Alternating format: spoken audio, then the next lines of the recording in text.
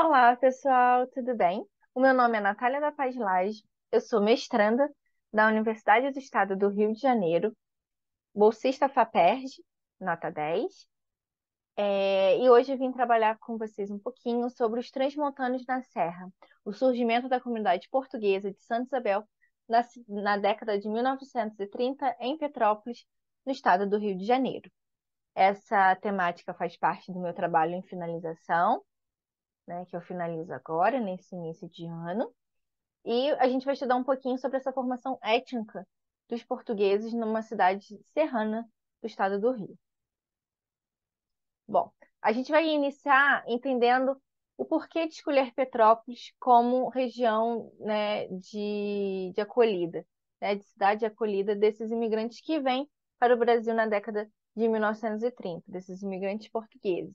Então, o porquê de Petrópolis e não outra cidade. A gente depois vai adentrar sobre a formação da comunidade de Santa Isabel, que ela está em Petrópolis, mas especificamente no bairro Caxambu.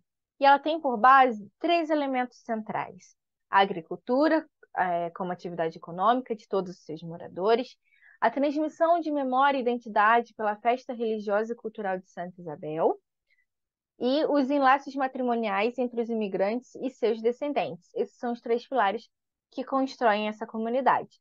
A metodologia utilizada é a história oral. A gente realizou 8 entrevistas, né, com os últimos imigrantes que vieram aqui para Petrópolis, e se situaram ali na comunidade de Santa Isabel. E utilizaremos também, claro, a bibliografia voltada para a cidade, para a região e voltada para o estudo dos portugueses também. Entre eles, entre os principais autores, nós temos o Mário Noronha Guiar, o professor Jerônimo Ferreira Alves Neto, que fez parte do Instituto Histórico de Petrópolis, que com certeza, um dos principais locais onde nós retiramos vários dos textos consultados. O autor Michel Bertrand, para entender redes. O autor Abner Cohen. O meu trabalho, né, de monografia, que já tinha se iniciado nessa temática e que me ajudou muito a alcançar mais a fundo, né, adentrar mais a fundo no mestrado. A professora Ismênia de Lima Martins, o professor Pedro Paulo Aiello Mesquita, que trabalha com a questão da industrialização em Petrópolis, que são os principais aqui que nós resolvemos citar, mas tiveram outros também que nós construímos o nosso trabalho em cima, né? Bom, então vamos lá. A cidade de Petrópolis na década de 1930. O porquê escolher Petrópolis, né? Petrópolis, né, neste período, estava em grande ascensão, em grande desenvolvimento, para além da sua atividade que já vinha sendo realizada no século XIX, de veraneio da aristocracia e da elite carioca. Em 1930, a cidade serrana do Rio de Janeiro começa a ganhar mais fôlego na área da indústria, então ela começa a se desenvolver como um polo industrial do Estado, né? Tanto com abastecimento interno como exportação do seu material produzido, então seja tecidos, papel, vários produtos que são fabricados nas indústrias aqui da cidade, tá? E junto a isso, em uma pequena proporção, a cidade se desenvolve também nas atividades rurais, né? Diferente do Vale do Paraíba, no século XIX, onde você tem várias produções, né, e cultivo de café, né, várias fazendas. Petrópolis não teve esse desenvolvimento tão grande na área rural, mas mesmo assim ela produziu bastante coisa, entre elas as flores e as frutas, né, ainda no século XIX, para abastecimento interno da sua população, que vinha aumentando com essa vinda da elite carioca, né, para passar os verões aqui em Petrópolis, acompanhando o imperador Dom Pedro II, né? E com isso, com esse aumento da população, a gente também tem os problemas com as habitações, que ficaram mais latentes, mais evidentes, né, em 2022, com a tragédia que a cidade sofreu, com a questão das chuvas, mas isso já é um problema recorrente desde a sua formação, né, onde os subúrbios de Petrópolis vão sendo construídos nas encostas, né? Então, muitos imigrantes italianos, por exemplo, que vieram trabalhar nas fábricas, foram morar nesses bairros, né, periféricos, como Alto da Serra, Cascatinha, e aí ocupando essas outras áreas hoje de risco, né, muitas delas, por conta da própria geografia da cidade, né? Outro grande avanço e que corroborou para essa escolha dos imigrantes portugueses por Petrópolis foi a instauração da linha férrea, né, que ligava tanto Petrópolis ao Rio de Janeiro, né? Como também ligava pontos da cidade, né? Passava pelos principais centros, principalmente as fábricas, né? Então, a fábrica Companhia Petropolitana de Tecidos do Cascatinha, uma das maiores, né? E que teve trabalhadores de diversas nacionalidades, né? Bom, e aí com essa presença da indústria, a gente tem a vinda de muitos imigrantes europeus para trabalhar por conta da oferta, né, de trabalho. Então, não só os portugueses vieram para cá, mas italianos, germânicos, né, franceses e assim por diante. Entre esses grupos de portugueses que vieram para aqui, nós tivemos os açorianos, que foram contratados desde o século XIX para a restauração das estradas, né, que subiam a serra, que davam acesso ao Rio de Janeiro, à Serra de Petrópolis. E então, os açorianos foram contratados para fazer essas restaurações, né? E depois do término das obras, eles foram e se direcionaram e permaneceram no território petropolitano, se direcionando para o que hoje nós entendemos da comunidade de Santa Isabel. Então, Santa Isabel teve seu início com os açorianos. Bom, aqui vocês veem a localização da cidade de Petrópolis, no estado do Rio de Janeiro, tá? Para vocês terem uma noção da onde fica. Esse mapa 2 é a localização de Santa Isabel em Petrópolis, então bem próximo de Correias, ele é bem perto do centro da cidade, né, que é onde está o nomezinho de Petrópolis, é o centro onde tem o Museu Imperial, era a casa do imperador, então Santa Isabel se desenvolve bem próximo da antiga fazenda do Córrego Seco, né, que foi comprada pela família imperial.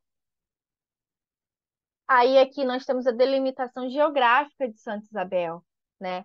Então, ela abrange três áreas administrativas diferentes, tanto o bairro do Caxambu, quanto o bairro do Bela Vista, e uma região popularmente chamada de Mato do Banco, tá? Então, é toda essa parte aí com bastante verde, com bastante reserva, né? Então, os portugueses também acabaram preservando essa região. Bom, a formação da comunidade lusitana de Santa Isabel. Com essa vinda dos açorianos, né, eles acabaram se instaurando nessa região, e isso fomentou a vinda constante de imigrantes portugueses, né? Diferentemente do 19, onde a gente vai ter esses portugueses vindos das ilhas, agora a gente vai ter a presença dos portugueses do continente, né? Então, principalmente da região norte, ali da região de Vila Real, né? Mas ali, que vão vir para Petrópolis no século XX e vai permanecer essa vinda até pelo menos 1960, que é o que nós conseguimos comprovar com as entrevistas e com documentos paroquiais, né? De batismo, casamento, enfim, que a gente conseguiu ter essa noção. Bem, qual era o perfil desses imigrantes portugueses de Santa Isabel? Eram pessoas muito humildes, com poucos recursos, que se direcionaram para a agricultura. Diferente de muitos outros imigrantes que vieram para o Brasil e se instauraram na parte comercial, na área comercial, urbana, os portugueses de Santa Isabel continuaram suas atividades na agricultura, atividades extras que eles já exerciam em Portugal, nas suas freguesias, tá? E pessoas muito humildes, né? Muito pobres e que buscaram uma nova vida aqui na comunidade. Bom, eles se direcionaram para a plantação de flores e verduras, visando o abastecimento interno de Petrópolis e a cidade do Rio de Janeiro. Esse abastecimento para a cidade do Rio de Janeiro era muito vinculado aos portugueses que já estavam na cidade, né? Na cidade do Rio de Janeiro. Então, se tinha uma rede também intermunicipal entre os portugueses, né? Não só uma rede interna da comunidade, mas que se estendia para além dessas limitações geográficas. Bom, E a gente vê o principal papel desempenhado pela Igreja Católica nessa forma de sociabilização dos portugueses de Santa Isabel, né? A partir das missas, das festas religiosas que acabaram se transformando em festas culturais, os portugueses conseguiram construir e fomentar essa comunidade, né? Inclusive, a partir destas festas, descendentes começaram a se conhecer, começaram a se ter as trocas matrimoniais entre as famílias, né? Então, famílias portuguesas se envolviam com outras famílias portuguesas através do matrimônio e tinham como palco essas festas religiosas de Santa Isabel, que é fundamental. Então, o papel desempenhado pela igreja foi um papel para além da fé, para além da parte religiosa. Foi um papel mesmo cultural e social nesta comunidade, né? E outra coisa também que foi fundamental, né, atrelado àqueles três elementos que nós já tínhamos falado do pilar de formação da comunidade, são as práticas cotidianas dos descendentes portugueses de Santa Isabel, né? Os descendentes foram fundamentais porque a partir do que os pais nos ensinaram, eles cultivaram isso durante o decorrer do tempo, né? Então, por mais que eles nunca tenham ido a Portugal, muitas características portuguesas eles também apresentam ainda hoje, né? Seja na culinária, seja em hábitos, na própria fala, você ainda encontra propriedades, né? Um sotaque, uma coisa própria dos portugueses, então você consegue identificar isso nos descendentes também, né? E eles foram, com certeza, o que é, tornaram dos principais, né, pilares, que é o matrimônio, as trocas matrimoniais, e uma constância, e uma verdadeira ferramenta de manutenção identitária, né? Os portugueses já que tinham criado isso, já tinham por escolha matrimonial outras portuguesas ou filhas de portugueses, né, e vice-versa. E os filhos, né, a descendência desses casais fizeram a mesma coisa dentro da comunidade, casaram-se com outros descendentes.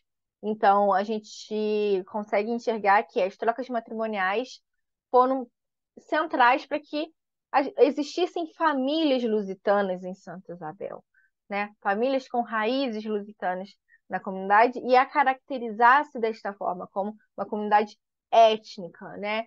Que tem um princípio de uma cultura específica, no caso a cultura portuguesa, essa cultura portuguesa vinda do norte, da região norte, né, do país, aqui no Brasil.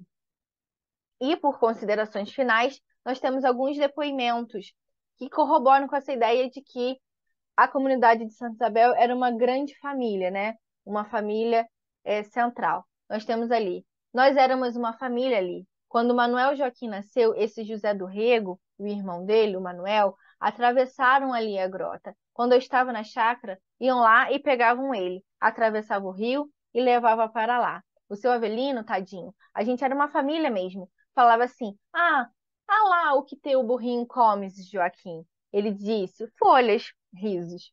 O Joaquim colocava uma madeira entre as pernas e fingia ser um burrinho. Ele ainda não falava direito. No todo, o nosso dia a dia era direcionado ao trabalho. Então, o trabalho e a família, né, essas relações familiares estavam intrínsecas, né?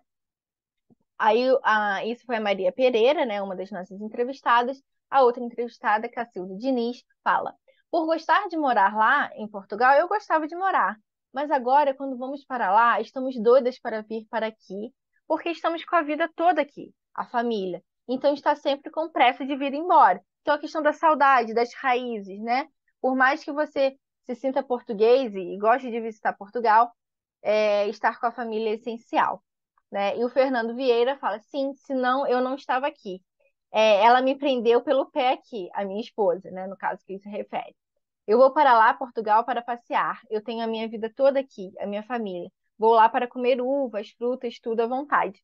Então, é isso que o seu Fernando corrobora com essa ideia da construção da família em Santa Isabel, né? Então, a família é o pilar dessa comunidade, que se traduz nas trocas matrimoniais e nas outras manifestações cotidianas. Então, estudar a família, estudar esses portugueses que se direcionam para aí. Aqui a gente tem algumas referências bibliográficas, né, que foram utilizadas. E é isso. Eu espero que tenham gostado e deixe seus comentários aí em relação à apresentação.